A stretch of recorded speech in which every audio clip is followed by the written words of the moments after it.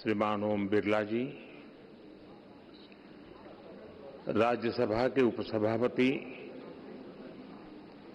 Harivansh ji, inter parliamentary union की अध्यक्ष Tulia action ji,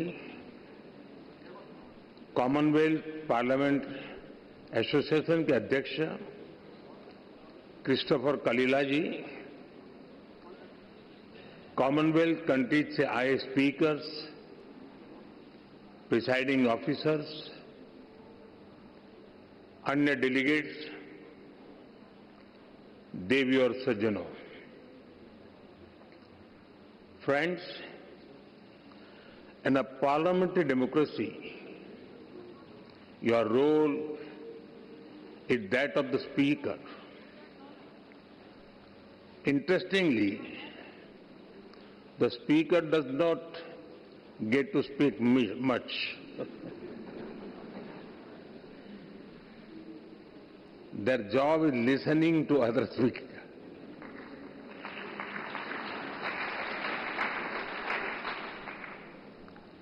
And ensuring everybody gets a chance. One common thing about speakers is their patience. They handle even noisy and over-enthusiastic members with a smile.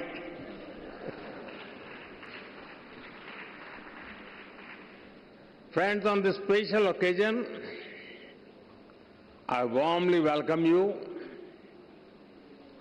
We are honored to have you with us today. Friends, जिस स्थान पर आप सभी बैठे हैं, वो भारत की democratic journey का बहुत ही महत्वपूर्ण स्थान है।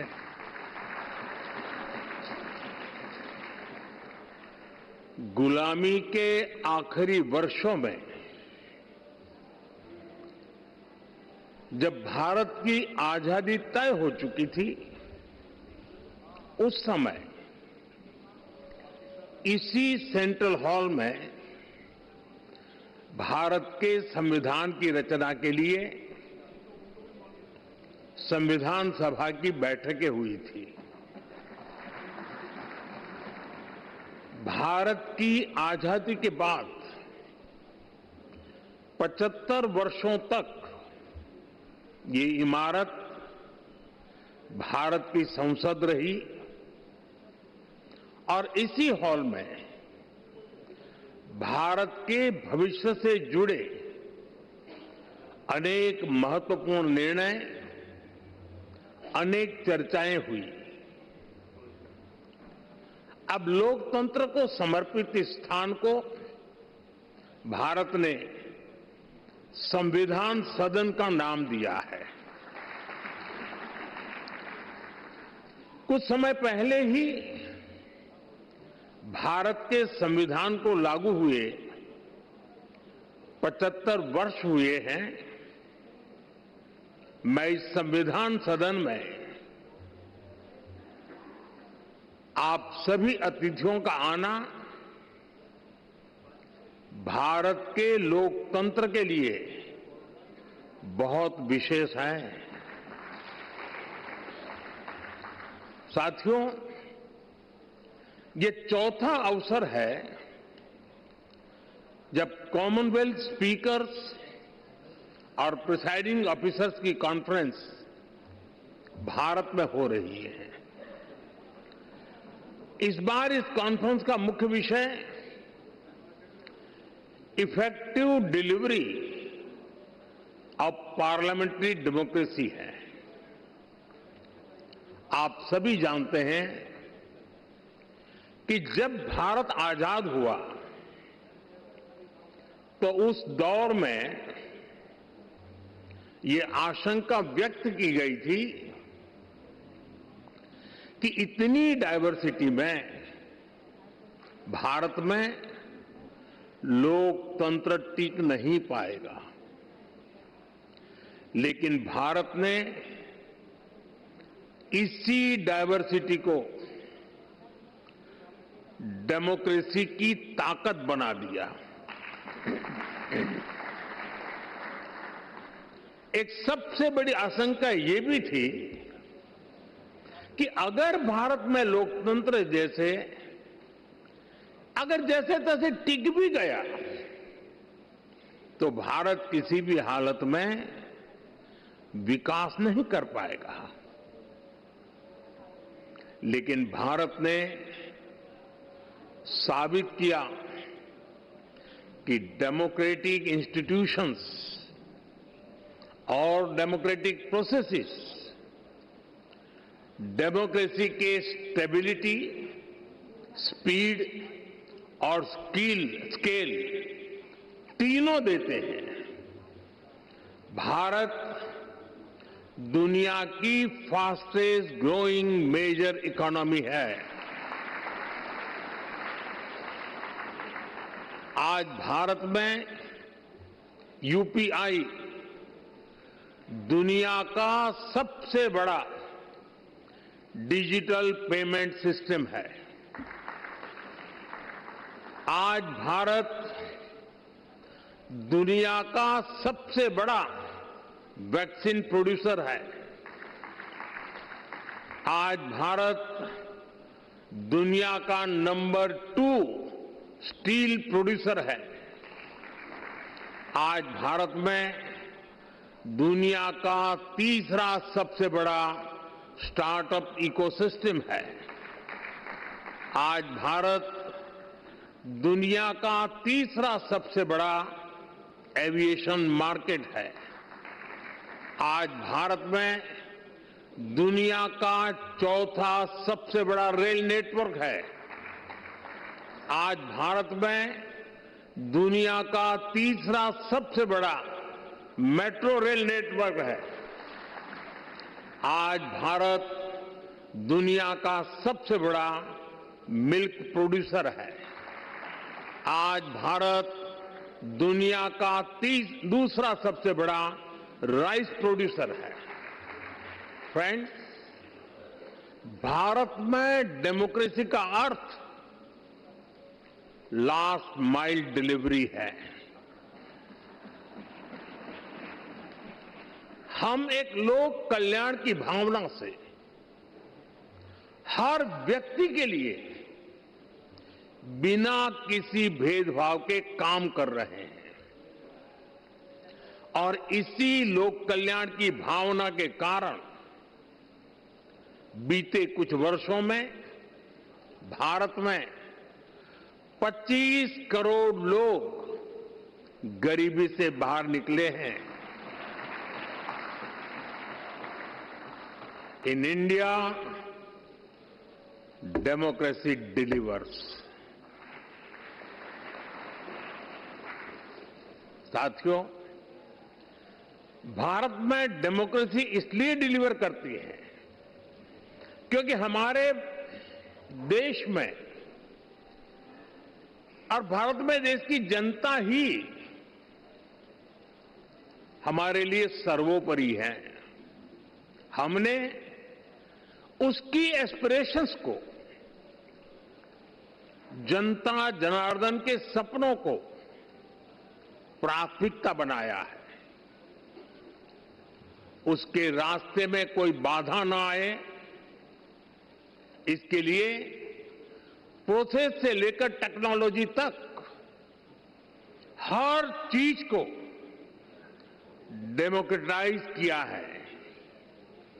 और ये डेमोक्रेटिक स्पिरिट हमारी रगों में, हमारे मन में है, हमारे संस्कार में है।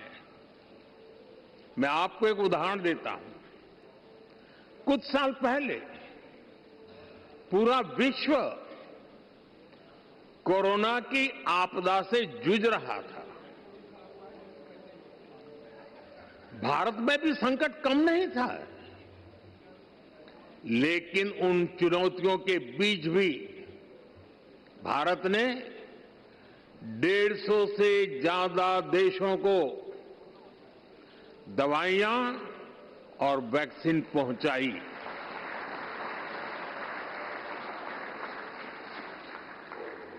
लोगों का हित, लोगों की भलाई और उनका कल्याण, ये हमारा संस्कार है। और ये संस्कार हमें हमारे लोकतंत्र ने दिए हैं। Friends, many of you know India as the world's largest democracy. Truly, the scale of our democracy is extraordinary. Consider India's general elections held in 2024. They were the largest democratic exercise in human history. Nearly 980 million citizens were registered to vote. This number is larger than the population of some continents. There were more than 8,000 candidates and over 700 political parties.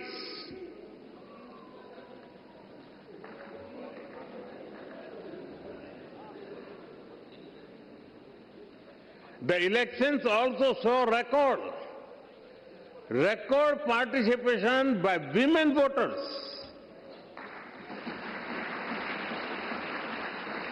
Today, Indian women are not only participating, but are also leading the way.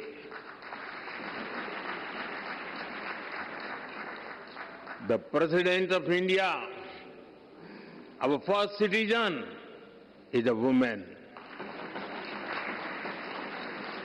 The Chief Minister of Delhi, the city which we are in right now, is a woman. In rural and local government bodies, India has about 1.5 million elected women representatives. They represent almost 50% of the leaders at the grassroots, which is globally unparalleled. Indian democracy is also rich in diversity. Hundreds of languages are spoken. There are over 900 television channels across different languages. Thousands of newspapers and periodicals are published. Very few societies manage diversity at this scale.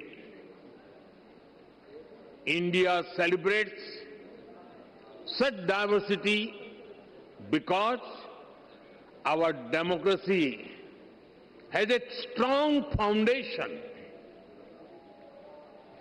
Our democracy is like a large tree supported by deep roots. We have a long tradition of debate, dialogue, and collective decision making. India is called the mother of democracy. Our sacred texts, the Vedas, are over 5,000 years old. They refer to assemblies where people met to discuss issues. Decisions were taken after discussion and agreement. We are the land of Bhagavan Buddha. The Buddhist Sangha used to have open and structured discussions. Decisions were taken through consensus or voting. Further, there is a 10th century inscription from the Indian state of Tamil Nadu. It describes a village assembly that worked with democratic values. There were clear rules for accountability and decision making. Our democratic values have been tested by time, supported by diversity, and strengthened generation after generation. Friends, Commonwealth की कुल जनसंख्या का लगभग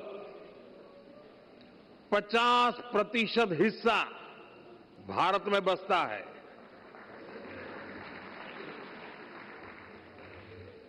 हमारा प्रयास रहा है कि भारत सभी देशों के विकास में ज्यादा से ज्यादा योगदान दे। कॉमनवेल्थ के सस्टेनेबल डेवलपमेंट गोल्स में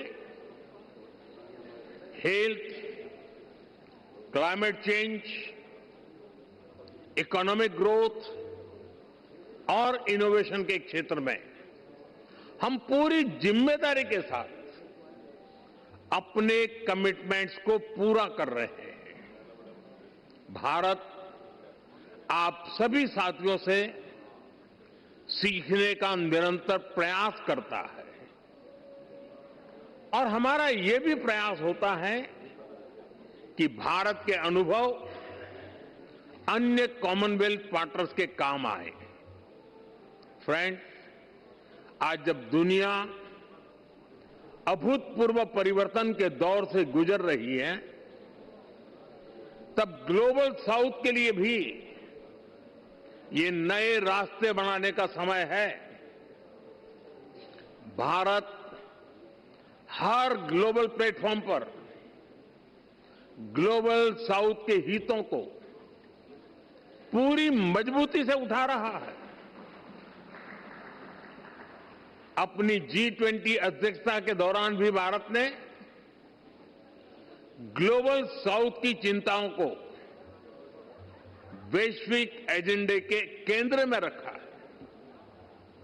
भारत का ये लगातार प्रयास है कि हम जो भी इनोवेशन करें उससे पूरे ग्लोबल साउथ को लाभ हो, कॉमनवेल्थ देशों को फायदा हो। हम ओपन सोर्स टेक प्लेटफॉर्म भी बना रहे हैं ताकि ग्लोबल साउथ के हमारे साथी देश भी अपने यहां भारत जैसी व्यवस्थाएं विकसित कर सकें। फ्रेंड्स, इस बार की कॉन्फ्रेंस का एक प्रमुख लक्ष्य ये भी है कि कैसे हम अलग अलग तरीकों से पार्लियामेंट्री डेमोक्रेसी की नॉलेज और अंडरस्टैंडिंग को प्रमोट करें। इसमें स्पीकर्स और प्रिसाइडिंग ऑफिसर्स दोनों की भूमिका बहुत महत्वपूर्ण है। ये काम लोगों को देश के डेमोक्रेटिक प्रोसेस में बड़ी भूमिका से जोड़ने का काम है। भारत की संसद पहले से ही ऐसे काम को कर रही है। Study tours, customized training programs और इंटर्नशिप के माध्यम से जनता को संसद को और करीब से जानने का मौका मिला है। हमने अपनी संसद में एआई की मदद से डिबेट्स और हाउस प्रोसीडिंग्स को रियल टाइम में रीजनल लैंग्वेजेज में ट्रांसलेट करने का काम शुरू किया है। संसद से जुड़े रिसोर्सेज को भी एआई की मदद से यूजर फ्रेंडली बनाने का काम हो रहा है और इससे हमारी यंग जनरेशन को संसद को समझने उनको बेहतर अवसर मिल रहा है। फ्रेंड्स, अब तक मुझे आपकी संस्था से जुड़े 20 से ज्यादा सदस्य देशों में जाने का अवसर मिला है। कई सांसदों को संबोधित करने का सौभाग्य भी मिला है। जहां जहां मैं गया, मुझे बहुत कुछ सीखने को मिला। मैं हर बेस्ट प्रैक्टिस को लोकसभा के हमारे अध्यक्ष और राज्यसभा के चेयरमैन और डिप्टी चेयरमैन महोदय के साथ आकर के तुरंत अपने अनुभवों को साझा करता रहा हूं। मुझे विश्वास है कि ये कॉन्फ्रेंस सीखने और सिखाने के इस क्रम को और समृद्ध करेगी। इसी कामना के साथ आप सभी को मेरी बहुत बहुत शुभकामनाएं। धन्यवाद। Thank you, Honorable Prime Minister, for your profound and forward-looking address